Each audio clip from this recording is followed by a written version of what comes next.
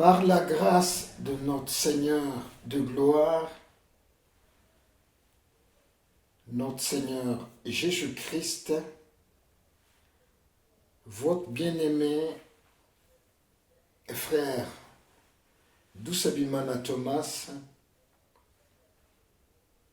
vous salue tous chaleureusement dans le nom précieux de notre Seigneur Jésus-Christ. Que la grâce de notre Seigneur soit avec nous. Que notre Seigneur nous bénisse. Lui qui a des bons objectifs à notre égard, lui qui nous a accordé le salut par sa grâce, que sa bénédiction spirituelle soit avec nous. Nous allons continuer à parler de la grâce de notre Seigneur.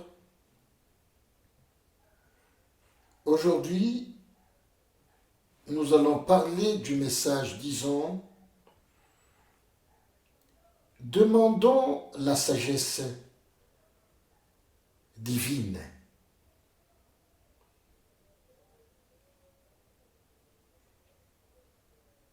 Avant de débuter le message d'aujourd'hui, j'aimerais assez que je puisse faire une courte prière. Prions. Père céleste, le Créateur des cieux de la terre, l'alpha et l'oméga. Tu es vivant. Tu ne changes pas. Tu es le même hier, aujourd'hui et éternellement. Tu as inspiré tes prophètes dans l'Ancien Testament. Tu as inspiré tes apôtres dans le Nouveau Testament. Même aujourd'hui, tu continues à inspirer tes serviteurs fidèles partout dans le monde entier. Je viens de trouver grâce devant toi pour parler à ton peuple partout où ce message va arriver. Je te demande de m'accorder l'onction qu'il faut, que l'onction que tu m'accordes puisse atteindre chaque âme affamée et assoiffée de toi. Que la sémence de ta parole parlée puisse tomber dans une bonne terre. Que tous ceux-là qui vont recevoir cette semence de ta parole parlée puissent être édifiés. Je vais lire ta parole écrite. Que ton Saint-Esprit puisse nous accorder le contexte. Je m'attends tout simplement à toi. Bénis-nous de tes bénédictions spirituelles. Au nom de notre Seigneur Jésus-Christ. Amen.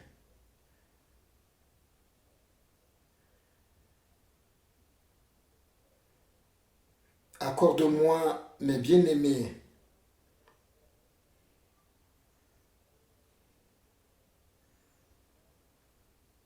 à chanter ce cantique avant que je ne lise la parole sainte dans la Bible. Je vais chanter. Au service de mon Dieu, la nuit peut sembler si sombre que je ne peux plus voir mon sentier. Je me rapproche de lui, il m'éclaire alors. Unissons nos efforts, mes conduites au port. Je désire le voir face à face, et chante pour toujours sa divine grâce. Dans les rues, par vent d'or, élevant ma voix, les soucis sont finis, je suis à l'abri. Au service de mon Dieu, la nuit peut sembler si sombre que je ne peux plus voir mon sentier. Je me rapproche de lui, il m'éclaire alors. Unissons nos efforts, mes conduites au port. Je désire le voir face à face, et chantons pour toujours sa divine grâce. Dans les rues, par vent d'or, élevant ma voix, les soucis sont finis, je suis à l'abri. Comme base, nous allons lire dans le livre 1er Roi, chapitre 3, à partir du verset 4 jusqu'au verset 14. Lisons. Le roi se rendit à Gabaon pour y sacrifier, car c'était le principal de haut lieu. Salomon offrit 1000 holocaustes sur l'autel. À Gabaon, l'Éternel apparut en songe à Salomon pendant la nuit. Et Dieu lui dit, « Demande ce que tu veux que je te donne. » Salomon répondit, « Tu as traité avec une grande bienveillance ton serviteur David, mon père, parce qu'il marchait en ta présence dans la fidélité, dans la justice et dans la droiture de cœur envers toi. Tu as conservé cette grande bienveillance et tu lui as donné un fils qui est assis sur son trône, comme on le voit aujourd'hui. Maintenant, Éternel mon Dieu, tu as fait régner ton serviteur à la place de David mon père. Et moi, je ne suis qu'un jeune homme. Je n'ai point d'expérience. Ton serviteur est au milieu du peuple que tu as choisi, peuple immense, qui ne peut être ni compté ni nombreux, à cause de sa multitude. Accorde donc à ton serviteur un cœur intelligent pour juger ton peuple, pour discerner le bien du mal, car qui pourrait juger ton peuple, ce peuple si nombreux? Ce peuple si nombreux? Cette demande de Salomon plut au Seigneur, et Dieu lui dit, puisque cela c'est que tu demandes, tu ne demandes pour toi ni une longue vie, ni les richesses, ni la mort de tes ennemis, et que tu demandes de l'intelligence pour exercer la justice.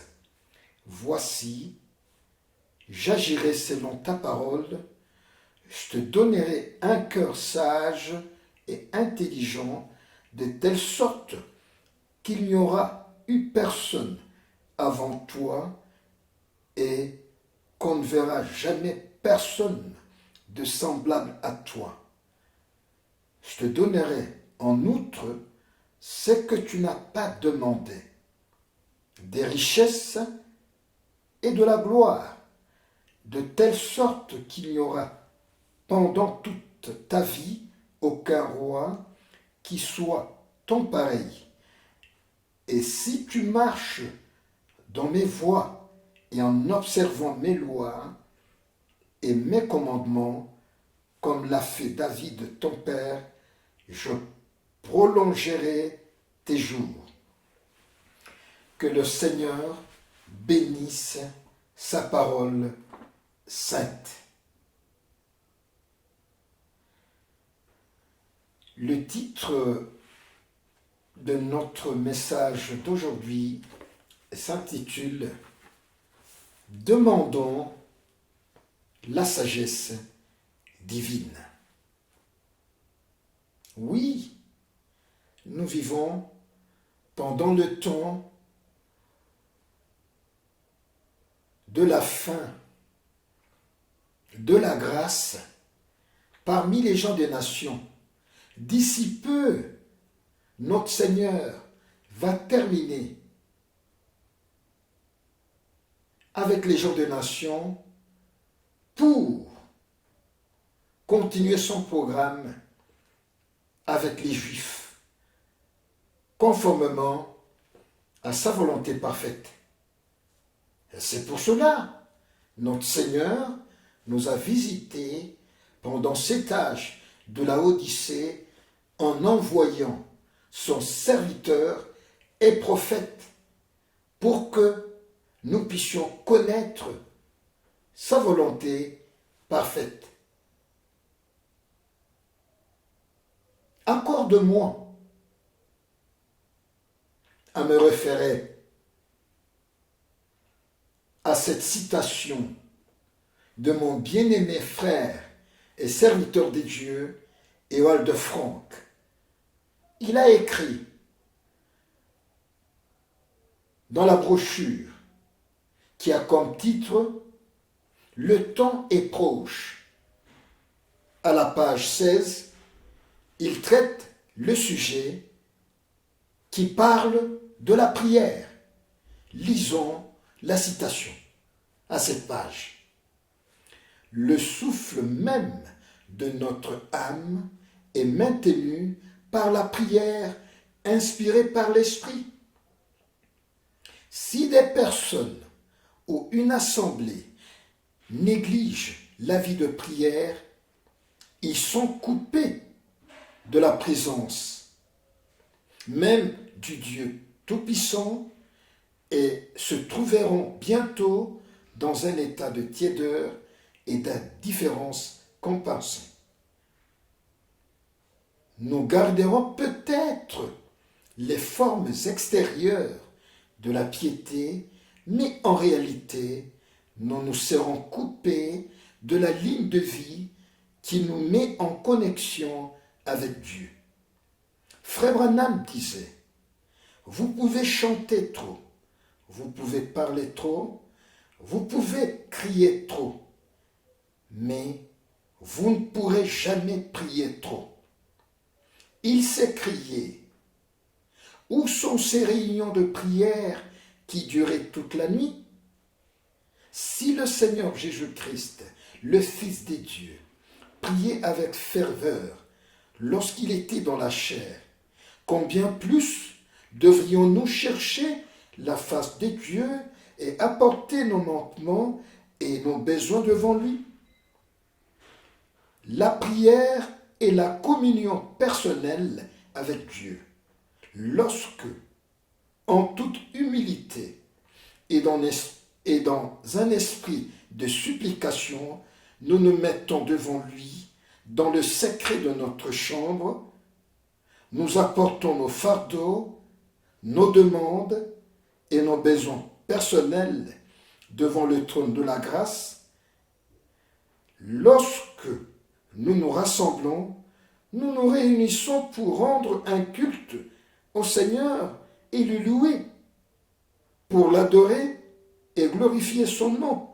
Alors le Saint-Esprit peut entrer lorsque l'atmosphère de prière est bonne.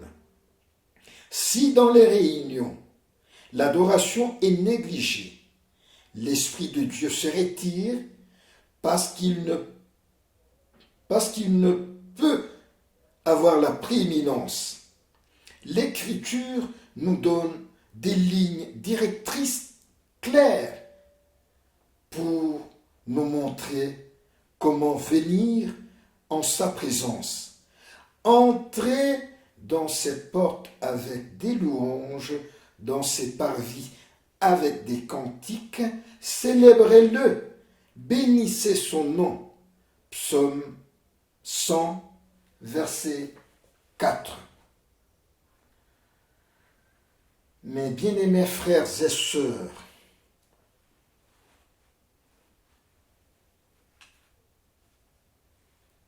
que notre Seigneur puisse nous venir en aide. Comme je viens de lire la parole sainte,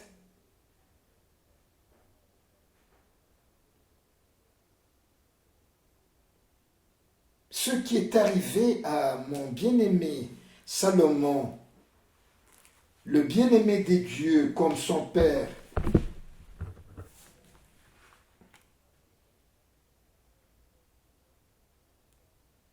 notre Seigneur l'a choisi parmi les fils de David pour qu'il puisse être roi.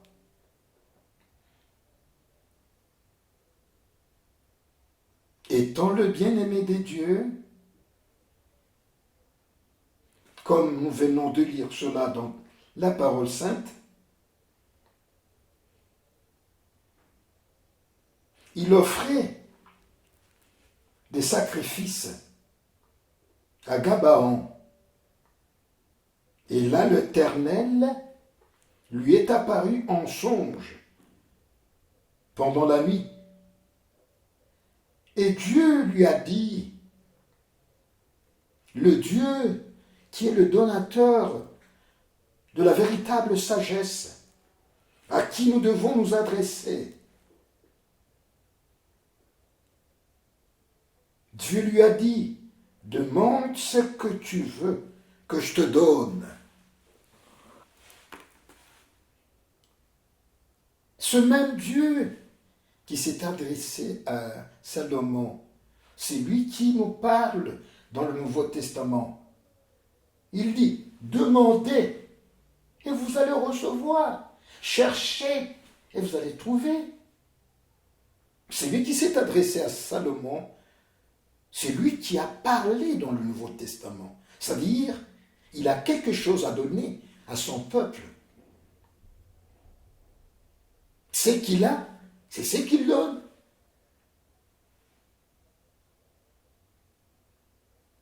Maintenant, quand Dieu s'est adressé à Salomon pour que Salomon lui demande,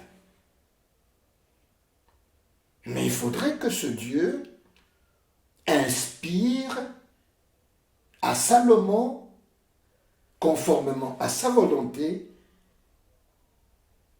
pour que Salomon puisse toucher le cœur du Seigneur et demander conformément à sa volonté.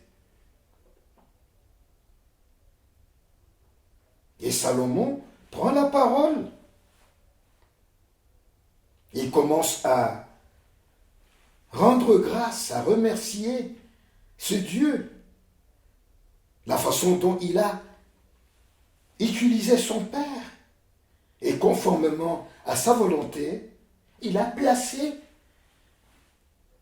Salomon sur le trône. Ce même Dieu, il a fait de nous des rois et des sacrificateurs. Nous sommes rois, nous sommes sacrificateurs. Et ce Dieu-là qui a parlé à Salomon, c'est lui qui a pris place dans nos cœurs pour continuer son règne spirituel.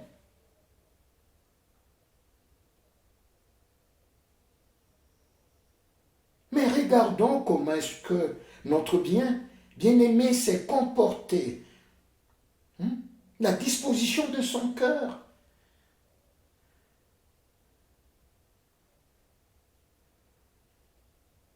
Au verset 7, il dit, maintenant, Éternel mon Dieu, tu as fait régner ton serviteur à la place de David mon père. Et moi, je ne suis qu'un jeune homme. Mais regardez l'humilité. C'est ça. C'est que le Seigneur aime voir en nous, au moment où nous nous présentons devant lui, pour lui demander conformément à sa volonté. L'humilité précède la gloire.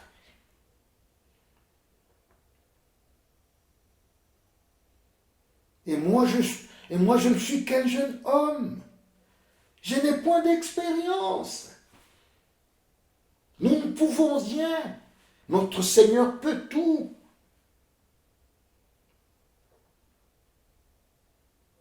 Ton serviteur est au milieu du peuple que tu as choisi.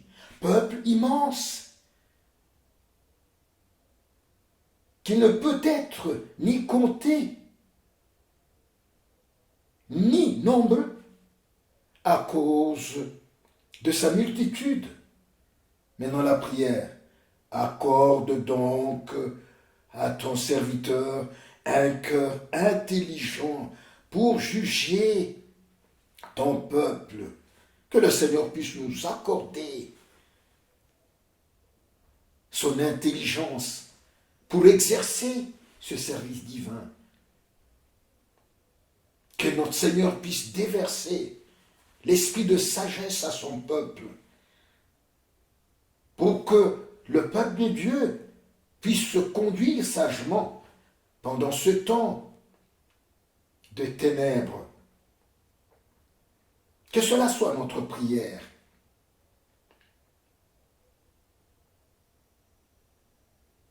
Pour discerner le bien du mal.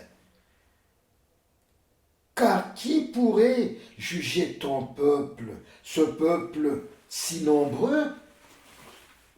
Qui pourrait juger son peuple? C'est pour cela que Salomon a touché le cœur des dieux.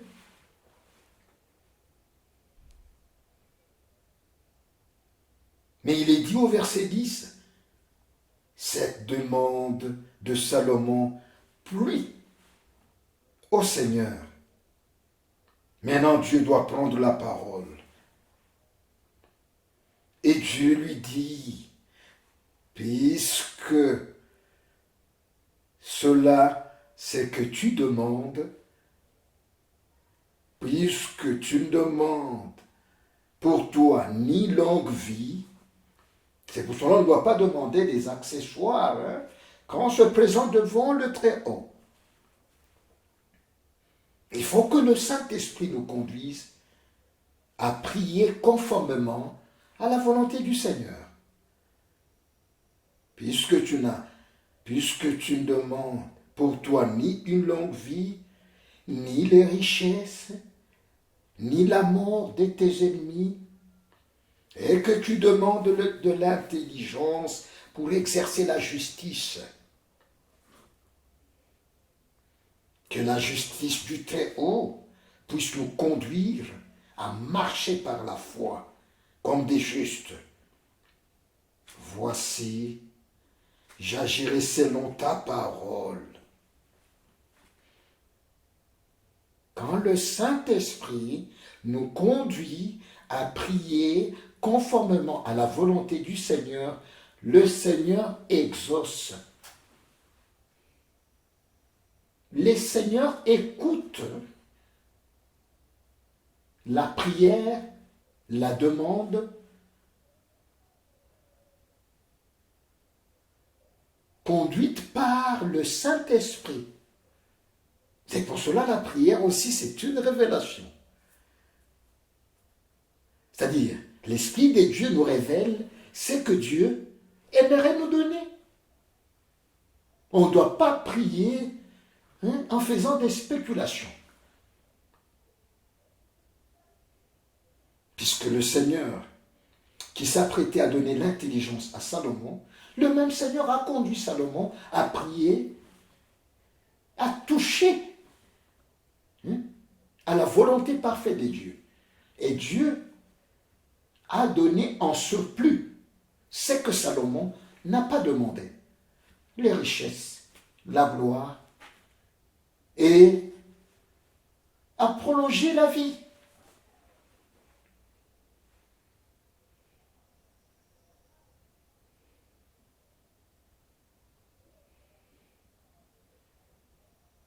Le verset 13.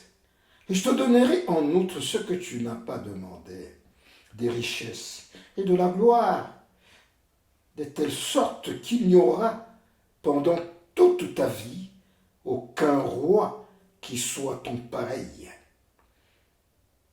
14.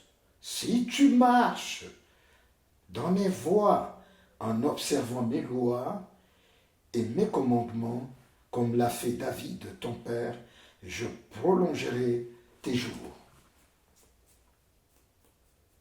Mes bien-aimés frères et sœurs, c'est maintenant le temps de Dieu, où le peuple de Dieu doit se lever, s'approcher du trône de grâce, faire des demandes, afin que le ciel puisse exaucer. Le diable nous a lancé le défi. Il fait beaucoup de bruit avec ce vent de corona.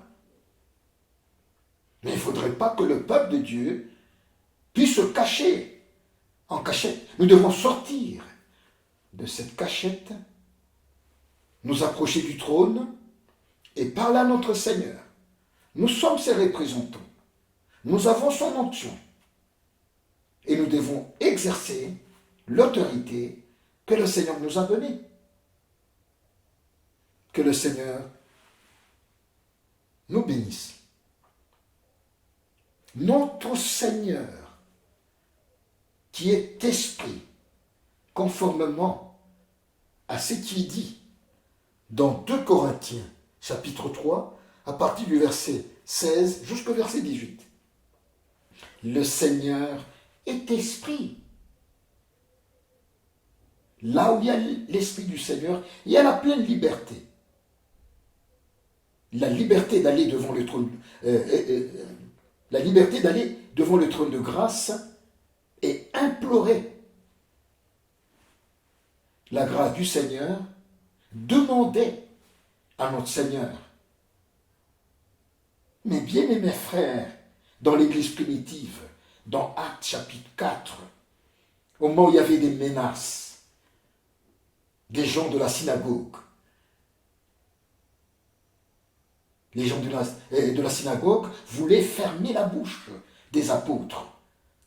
Pierre et les autres apôtres sont sortis de la prison. Ils sont allés voir les frères qui étaient en prière. Et ils leur ont apporté le témoignage. Et le peuple de Dieu a élevé les mains. Et ils ont imploré le Seigneur, ils ont prié. Le Saint-Esprit est descendu sur eux. Le lieu où ils étaient, il y a eu un tremblement de terre. Et ils ont demandé, disant, cela doit être notre requête. Seigneur, ne vois pas les menaces. Accorde l'onction à tes serviteurs, pour que tes serviteurs puissent prêcher l'évangile avec la pleine autorité. Et tend ta main puissante au Père des œuvres. Mais les gens aujourd'hui sont distraits avec ce vent qui souffle partout dans le monde entier. On parle seulement de coronavirus, au lieu de parler de notre Seigneur de gloire, lui qui a la pleine autorité sur quoi que ce soit, que le peuple de Dieu puisse quitter de leur cachette et manifester la gloire de leur Seigneur. Que notre Seigneur soit glorifié. Nous avons la pleine liberté. Nous avons l'autorité de marcher au-dessus de toute puissance démoniaque. Que notre Seigneur nous vienne en aide.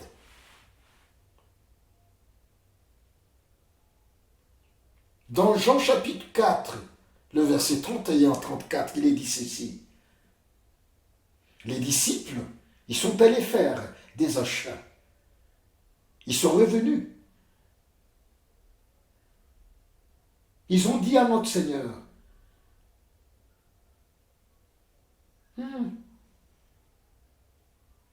est-ce que vous n'avez pas quelque chose à prendre?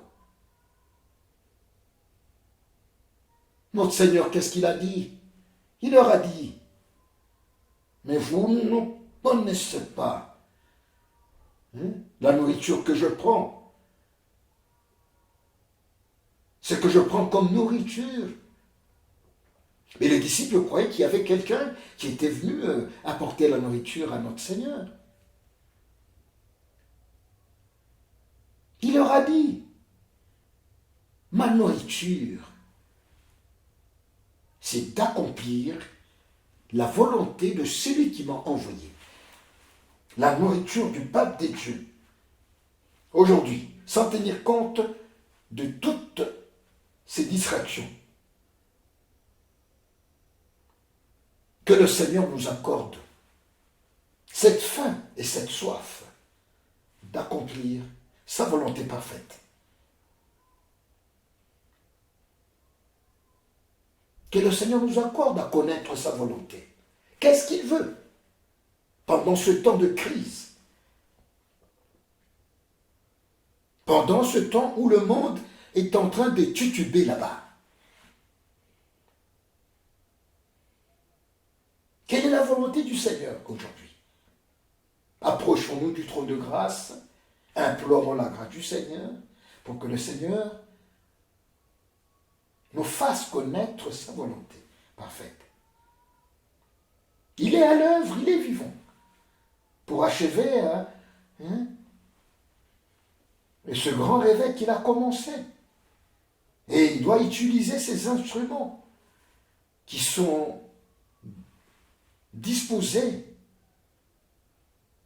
à recevoir sa volonté, ayant la faim et la soif d'accomplir cette volonté.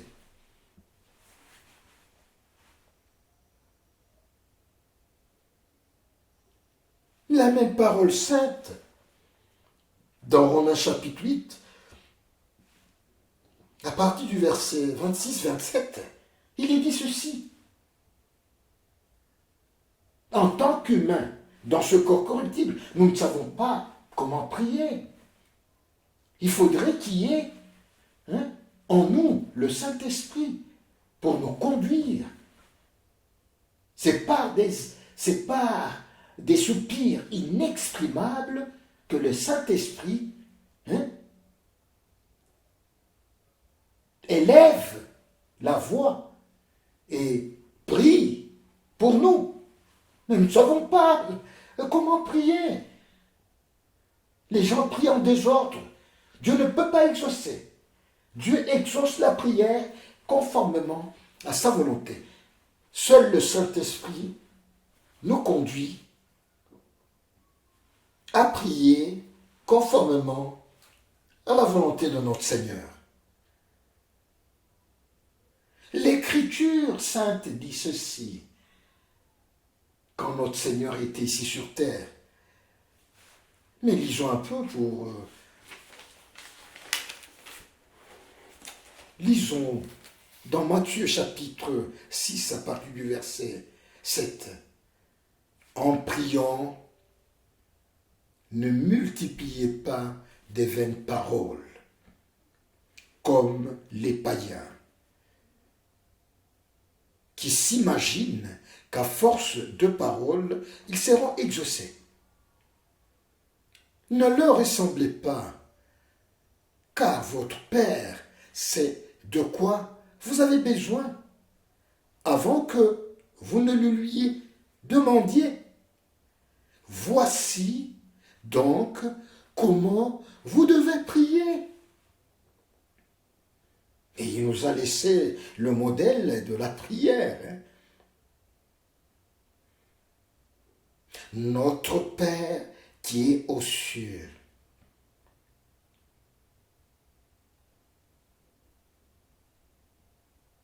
Jésus, il montre à ses disciples comment prier. Et il dit ceci, notre Père, lui aussi, il est parmi ceux-là qui doivent faire une prière. Notre Père qui est aux cieux. Le Seigneur me conduira dans les jours à venir à parler de la divinité de Jésus-Christ. La divinité de Jésus-Christ. Le Père, le Créateur, c'est lui qui a parlé à Salomon. C'est lui qui est venu en chair. C'est pour cela que Jésus-Christ disait, mon Père qui est en moi. Les vrais adorateurs adoreront le Père en esprit. Dieu est esprit. Et le Saint-Esprit, en personne, était en Jésus, homme. Nous allons parler de ça dans les jours à venir. Continuez à prier pour les serviteurs de Dieu, pour que la parole de Dieu soit prêchée. Au moment où le diable sème l'incrédulité par-ci, par-là, il faudrait que la parole de Dieu soit prêchée. Jésus-Christ dit ici, notre Père qui est aux cieux. Mais les cieux, c'est en haut. Les cieux, c'est où c'est? Les cieux, c'est les firmaments. Mais c'est pour cela que les gens, ils ont besoin d'avoir la compréhension du langage céleste. Ce Père qui est aux cieux, mais il était en Jésus. Homme, dans Jean, chapitre 14, Philippe demande, montre-nous le Père. Il dit, mais ça fait vraiment des années que je suis avec vous, mais tu ne me connais pas. Philippe a demandé à Jésus, montre-nous le Père. Et Jésus en répondant, il a dit, je suis parmi vous et tu ne me connais pas. Mais le Père, il est en moi. C'est lui qui fait ses œuvres. Et ce même Père qui était en Jésus, ce même Esprit qui était en lui, il a pris place dans les siens. Il est vivant dans les véritables croyants. C'est ça la véritable. Il n'est pas resté au ciel.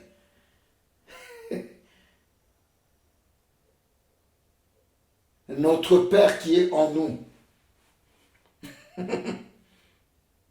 Que ton nom soit sanctifié. C'est-à-dire que, mais c'est lui qui est en nous. Il doit faire tout pour que son nom soit sanctifié. Et nous sommes ici sur terre pour sanctifier le nom du Seigneur. Que ce soit Moïse, que ce soit Aaron. Ils étaient à la tête du peuple d'Israël en sortant de la servitude en Égypte. Mais quand ils sont arrivés là-bas, le peuple a crié et disant, mais pourquoi vous nous avez conduits dans les déserts? Et maintenant nous avons soif, nous n'avons pas de l'eau à boire. Qu'est-ce que l'Éternel a dit à Moïse? Il dit, mais je vais me tenir sur le rocher. L'Éternel s'est tenu sur le rocher. Et il a dit à Moïse, frappe le rocher.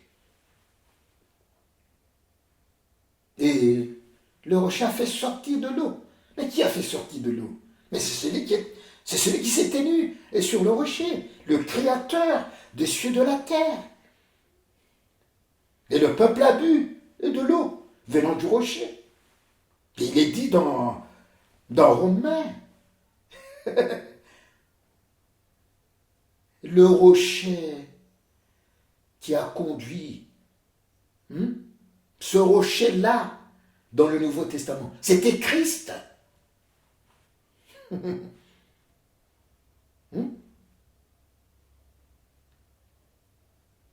Mais en fait, c'est ça. Mais le peuple a continué le chemin. Et ils ont eu encore la soif. Et le peuple a crié. Et Dieu a dit à Moïse, pour que nous puissions comprendre cette parole disant, que ton nom soit sanctifié. On est sur cette terre pour sanctifier le nom de notre Seigneur, pour accomplir sa volonté. Pas notre volonté, mais sa volonté.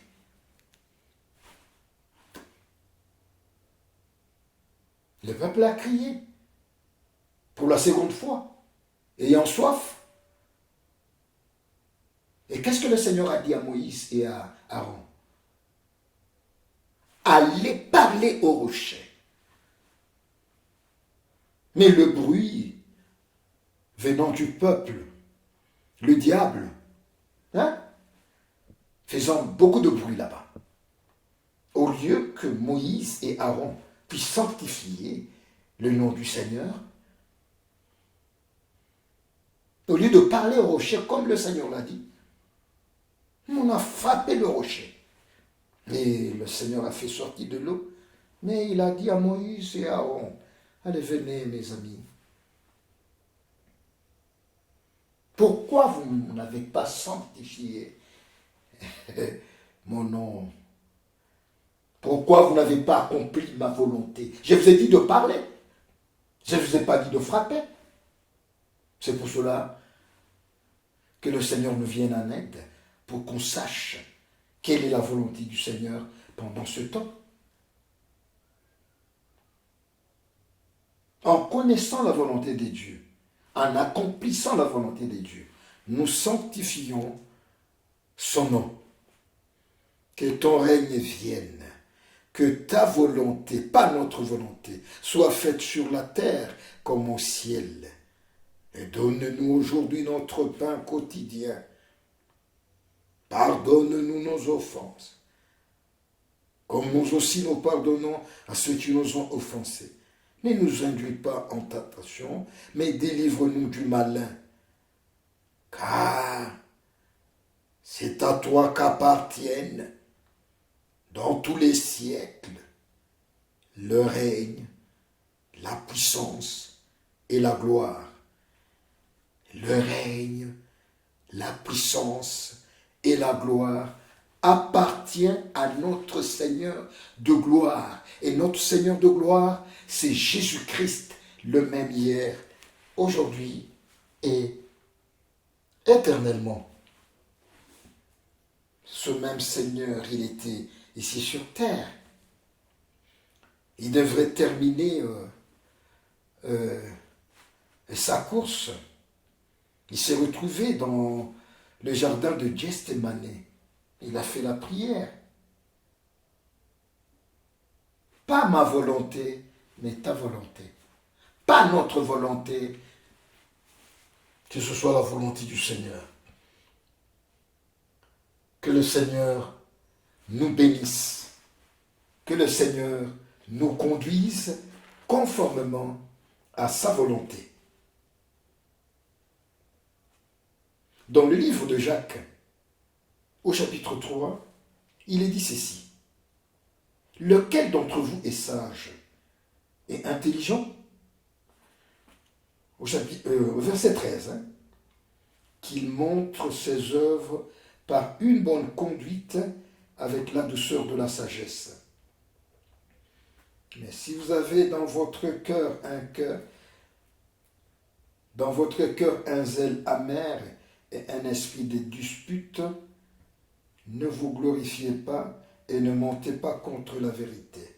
Cette sagesse n'est point celle qui vient d'en haut, mais elle est terrestre, charnelle et diabolique. car là où il y a un zèle amer, un esprit de dispute, il y a du désordre et toutes sortes de mauvaises actions. La sagesse d'en haut est premièrement pure, ensuite pacifique, modérée, conciliante, pleine de miséricorde et de bons fruits, exempte de duplicité et d'hypocrisie. Le fruit de la justice est sémé dans la paix par ceux qui recherchent la paix. C'est ça le comportement de saint. Que Dieu nous vienne en aide, qu'il nous bénisse.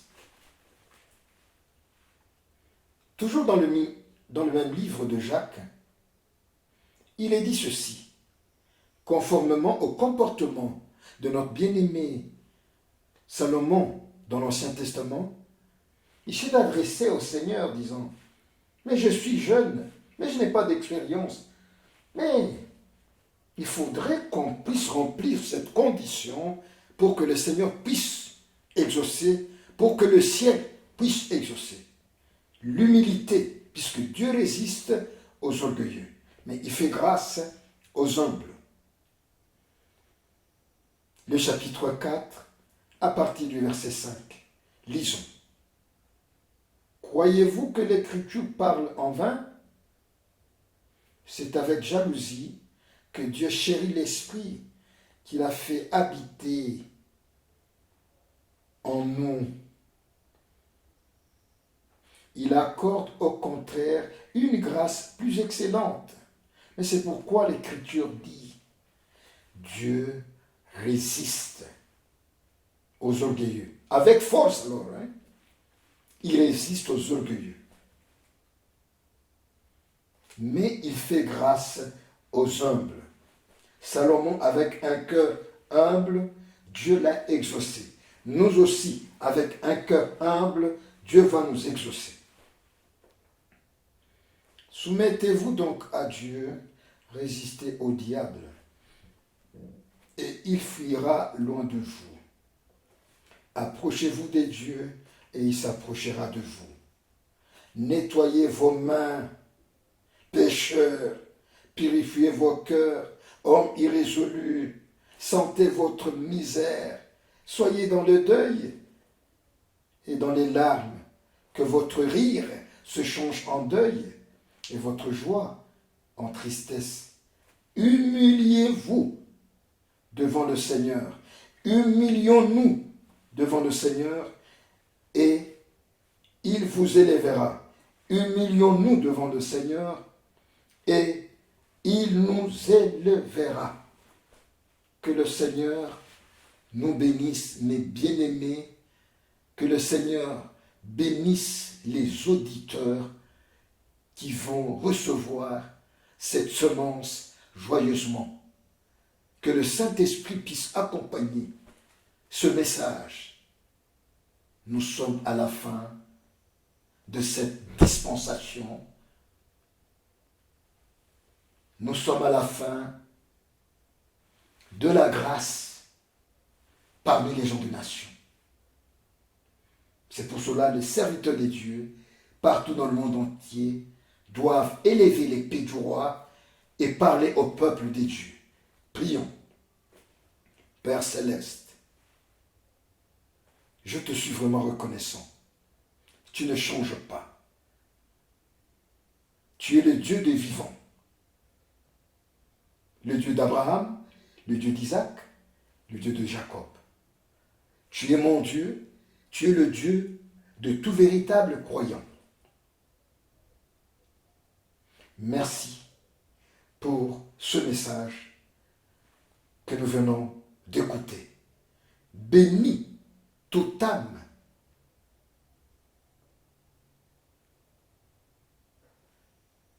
qui va recevoir ta parole parlée. Que ta main puissante soit étendue sur qui que ce soit. Après avoir écouté cette parole, Seigneur, que ceux-là qui vont s'humilier devant toi pour faire la prière conformément à ta volonté, je te demande de descendre dans la gloire de Shekinah et de bénir et d'exaucer leurs prières. Au nom de notre Seigneur Jésus-Christ. Amen.